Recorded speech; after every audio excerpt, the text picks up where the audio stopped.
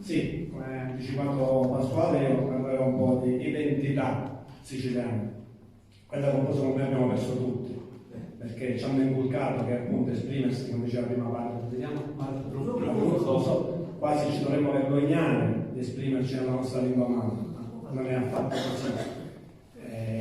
Anche perché forse la parola dialetto è stata inventata in Italia, perché in tutte le parti del mondo si parla di lingue minoritarie, non esistono lingue più importanti, lingue meno importanti, cioè comunque anche le lingue che non hanno contenuti scritti sono lingue. In Africa ci sono delle tribù formate da pochi individui, ma hanno una loro lingua. Non è che non si possono definire lingue solo perché non sono state codificate. Comunque, torniamo all'identità. Che cos'è l'identità? Quando si parla di identità, subito pensiamo alle caratteristiche che contraddistinguono un individuo, no? Ed è anche quello. Però c'è anche l'identità in senso più ampio, l'identità culturale, cioè quella che contraddistingue un popolo. Per quanto riguarda l'identità siciliana, è chiaro che ha subito tante influenze. La Sicilia è stata calpestata, oserei dire, da tutti i popoli del mondo. Anche se qui vorrei fare, non so se definirla precisazione, non so se definirla, magari è la mia appunto identità che mi porta a essere sicuro. Noi non abbiamo mai subito dominazioni, si parla sempre di dominazioni, ma in realtà noi non siamo stati mai dominati. La Sicilia era al centro del Mediterraneo, era ambita, ma ha sempre, cioè si sono susseguite delle case regnanti. E lo spiego perché. Perché cosa fa un popolo quando ne domina un altro? Lo annienta. E a cominciare proprio dalla lingua. Cosa è successo invece alla lingua siciliana con il susseguirsi di questi popoli? Si è arricchita di questi. Noi abbiamo un sacco di testi. Quindi ora si parla di integrazione, di inclusione. Noi già in Sicilia facciamo l'integrazione già nella notte dei tempi. Mi piace fare questo esempio, spesso prima si parlava di derivazioni, di prestiti. Allallato, termine siciliano di derivazione araba che ha assunto ormai un'accezione negativa. Talacchidu che allallato, cioè vuol dire che non ha contatto con la realtà, ma in realtà allallato è un termine appunto arabo che significa letteralmente assorto nella contemplazione di Dio, cioè uno che medita. Quindi vedete la capacità di noi siciliani durante la dominazione araba a aver fatto nostri, sicilianizzando quei termini che ci facevano comodo. Quindi non siamo mai stati dominati da nessuno. Abbiamo commesso l'errore, per vedere, di togliere magari il potere a un popolo e da un altro. Forse non abbiamo avuto mai quella intraprendenza di governarci da soli, ma lasciamo stare, questo è un altro discorso. Quindi la lingua è veramente il nostro fondamento, è il fondamento della nostra identità. Se noi perdiamo la capacità di contatto con la nostra lingua, perdiamo la capacità di comprendere la nostra storia, la nostra tradizione, la nostra cultura. Io ultimamente noto che c'è difficoltà di conversazione, proprio di dialogo tra gli anziani e i giovani. Gli anziani sono i detentori, sono i custodi della nostra storia, delle nostre tradizioni, della nostra cultura. E se non c'è questo scambio, cioè penso che i giovani, come disse qualcuno, se non conoscono il passato non possono comprendere il presente, non potranno costruire il futuro. Ma d'altronde anche qui la motivazione storica. Dopo l'unità d'Italia, se era fatta l'Italia dovevano fare gli italiani. Hanno iniziato una crociata proprio contro ogni forma di regionalismo. Io voglio ricordare che fino a 50 anni fa, forse anche meno, i bambini che a scuola si esprimevano nella lingua madre, erano proprio dialetto, venivano messi in punizione dietro alla lavagna con i ceci sotto le ginocchia, perché non si dovevano assolutamente permettere di esprimersi in dialetto. Quindi oggi sarebbe accadesse una cosa del genere, ora proprio succederebbe chissà che, ma all'epoca quello era il modo di proprio combattere, perché comunque bisogna contestualizzare ogni cosa, quello era il modo di combattere il regionalismo, anche se invece ultimamente notiamo che si ha un ritorno, difatti vediamo che ci sono sempre più negozi che chiamano tutta l'attività in siciliano, vediamo sempre insegne con più siciliano, e quindi c'è forse un ritorno a questa sicilianità. Quindi non solo noi però abbiamo importato, noi abbiamo anche esportato la nostra cultura, creando addirittura un'altra lingua, il Siculish. Il Siculish, vedete, gli emigranti in America hanno proprio per la nostra grande capacità di adattamento, che forse come il popolo siciliano pochi altri popoli hanno questa capacità di adattamento, hanno dato vita a un'altra lingua, Siculish, c'è l'unione del siciliano e dell'inglese. Io ironicamente dico sempre che questi non hanno dimenticato il siciliano e non hanno imparato l'inglese e quindi hanno fatto, però in realtà guarda, c'è un aneddoto bellissimo.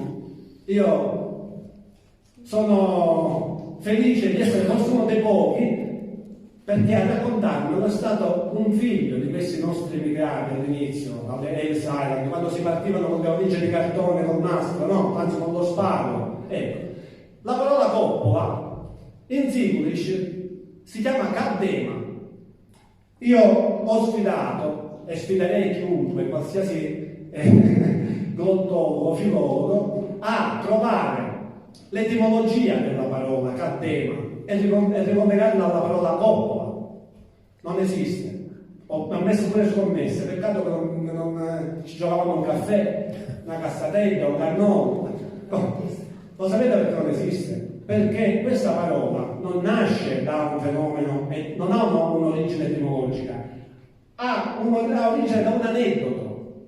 Perché i nostri concittadini legati negli Stati Uniti, all'inizio naturalmente i lavori che facevano erano quelli più duri, alla costruzione, cioè facevano i muratori e quindi venivano presi a lavorare, notavano che quando i capicantiere o gli americani in generale si arrabbiavano, facevano così, goddammit, battevano la coppola per terra e dicevano goddammit, ma in realtà era goddammit, cioè Dio dannato, era un'impiegazione, e quindi hanno sicilianizzato questa impiegazione da goddammit a caddema, e quindi la coppola diventava caddema. Ed è una cosa per me bellissima. Quando questo signore ormai ottantenne mi ha raccontato questa cosa, cioè, ma vedete quanto è bello? E quale altro popolo ha la nostra capacità?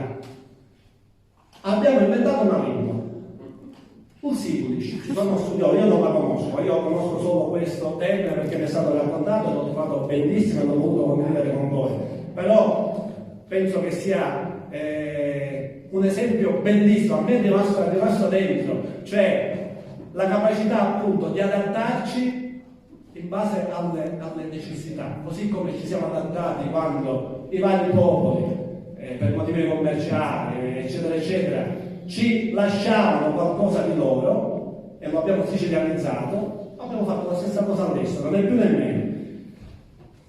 Tornando all'identità appunto, Grande Buttitta ce lo ricorda benissimo, una poesia esemplare, anzi ora ve ne voglio leggere un estrapolato, quella che dice che uno suo dialetto perde una volta al giorno, è un po' colpa diciamo dei mass media, no? La televisione, in realtà è vero che la lingua si evolve, tutte le lingue si evolvono.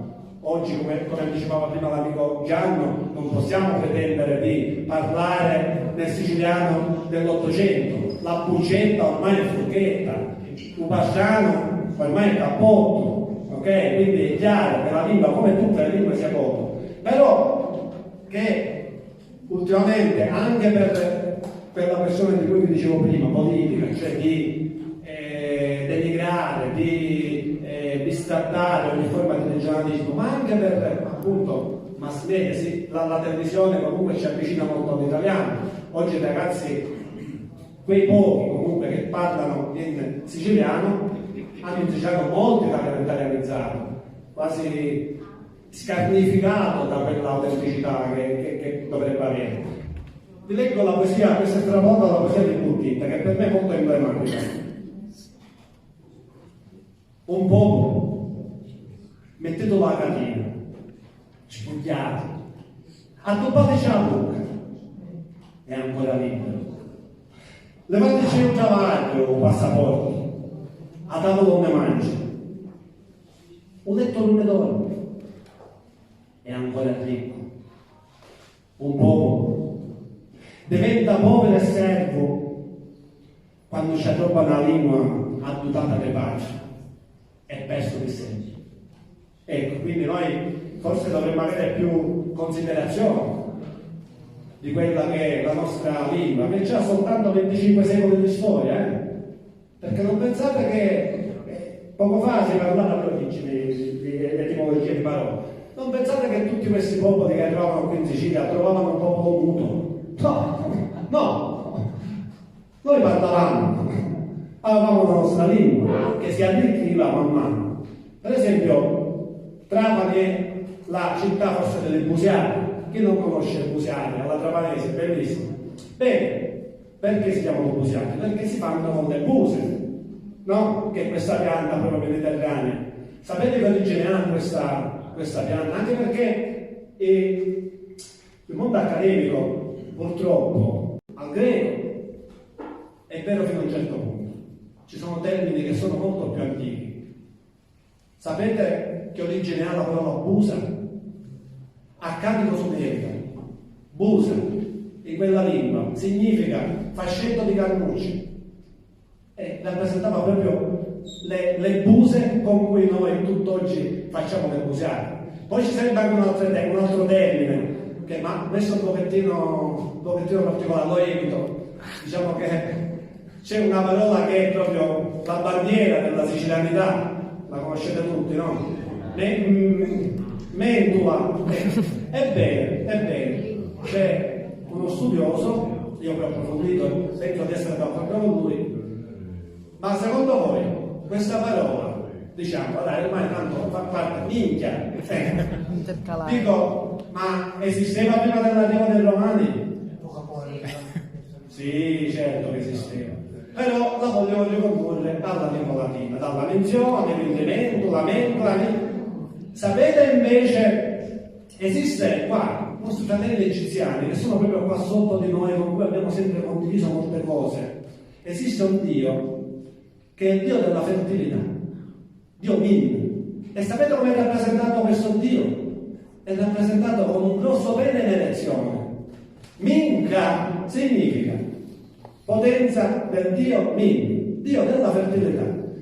Quindi io sarei più propenso a credere alla versione di quest'altro studioso che dice che la parola minchia deriva da quella, che non dai romani, anche perché parliamoci chiaro, i romani, se non fosse stato per i mamertini, oggi li chiamiamo messenesi, però.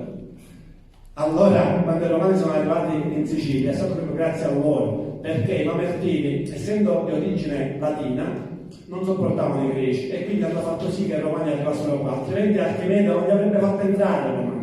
Se lo sarebbero sognati i romani di entrare in Sicilia. Chiudiamo parentesi.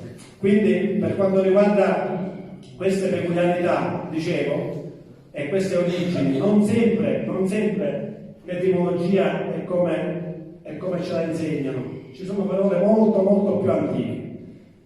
Allora, la Simplice ne ha parlato, sì.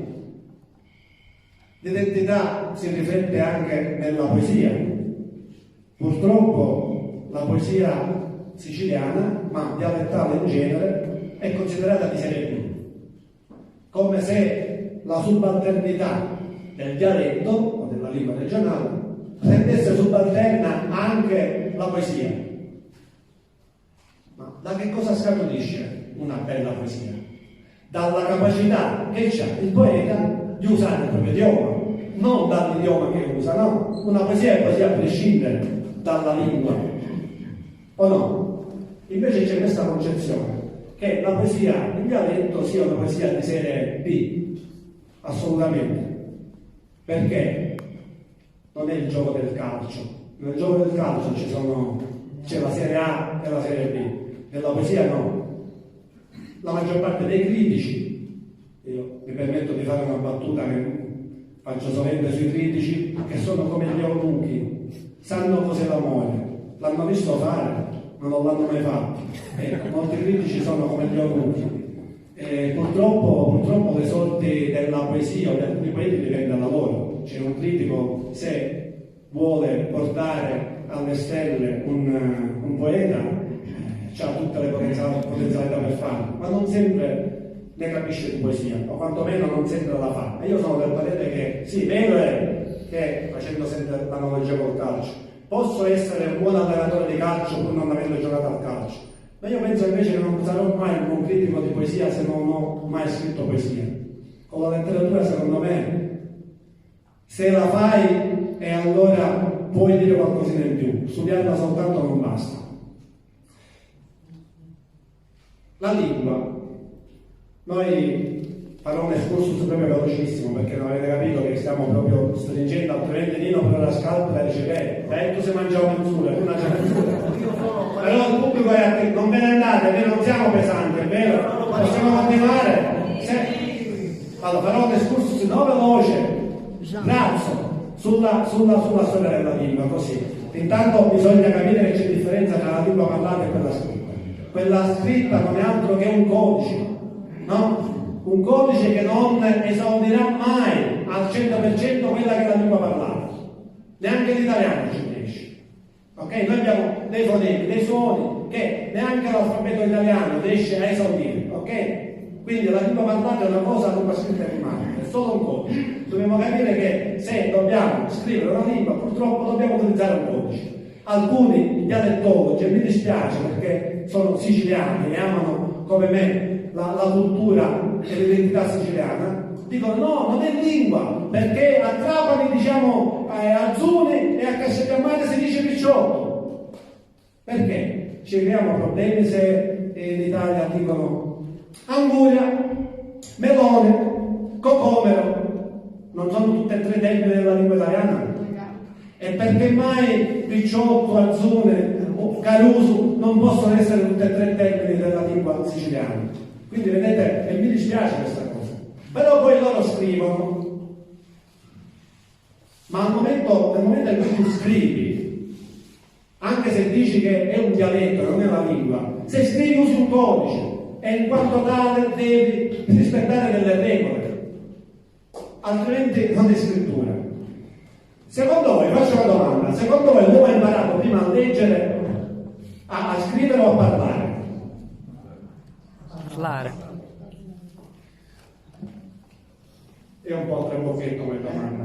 Noi, l'uomo, quando io faccio questa domanda non mi riferisco a sapiens, io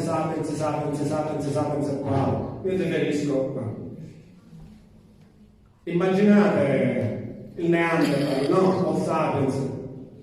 Forse qualche però ci ha lasciato dei graffiti che sono spettacolari e quella non è una forma di scrittura, non è una forma di lingua scritta e quindi forse è giusto dire che prima noi abbiamo imparato a scrivere e poi a parlare, no?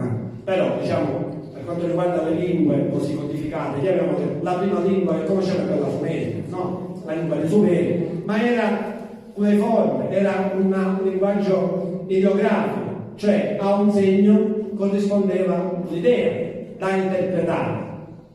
Nel 2600 più o meno avanti Cristo, un popolo chiamato gli Amorrei, dell'Ottone Sirio, estrapola dal sanscrito un alfabeto chiamato alfabeto settentrionale, formato da 32 lettere, tutte consonanti. Qui però per la prima volta a un segno corrisponde un suono, mentre quella prima era ideografica da interpretare, questa a un segno corrisponde un suono. Siamo alla nascita della lingua semitica, no? Poi a questo alfabeto arrivano, nasce l'alfabeto ebraico, da quello ebraico attingono i Fenici, sappiamo benissimo, popolo di navigatori, lo hanno portato un po' in giro, però quando ridotto a circa 22 caratteri, sempre associando il loro suono a quei segni. Nell'800, pressappoco avanti Cristo, con i Dori, non con gli Achei, i Greci attingono a questo alfabeto e qui c'è una svolta particolare. la lingua aggiungono le vocali e qui la lingua da semitica diventa camitica ed era, come sappiamo tutti, la massima espressione di cultura dell'epoca. A quello greco attingono i romani, i latini naturalmente, e via di seguito nascono poi tutte le varie lingue neolatine, romanze, eccetera, eccetera. Una volta qualcuno disse che Babele esiste, è esistito, e faceva pure una sorta di esempio scientifico, perché quando l'uomo ha iniziato a parlare, cioè immaginate queste tribù che iniziavano a parlare e naturalmente parlavano la stessa lingua, quindi quella è come se fosse Babele, no? Pian piano queste tribù avevano l'esigenza di spostarsi. L'uomo sapiens dall'Africa arriva fino all'Europa. Man mano si spostava, man mano si allontanava dalla sua terra, le nuove esperienze, la vita che andava avanti, nascevano nuovi termini. Ecco, a me piace, sarò magari romantico, ma a me piace pensare che originariamente noi avessimo un'unica lingua per tutti, che poi ha dato vita a tutte quelle che sono nate dopo. D'altronde, oggi è la festa della mamma, io faccio gli auguri a tutte le mamme e faccio gli auguri anche alla nostra madrelingua, è una mamma anche lei, no? Però sapete qual è il termine che è quasi uguale, quasi in tutto il mondo? È proprio la parola mamma, latino madre, italiano mamma, tedesco mut. Sapete in Angola, come si dice mamma in Angola? Proprio c'è un centanese in Africa, ma sapete come si dice mamma in Angola? Mamma. Come no?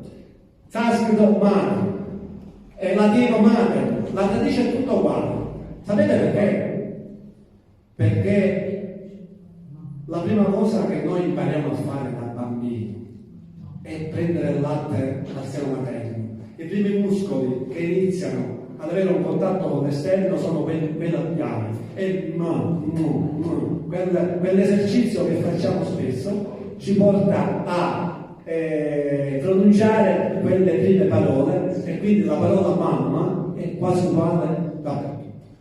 Io chiudo qua, faccio ancora un auguro a tutte le mamme, spero di essere stato abbastanza e di non essere stato noioso. Grazie ancora.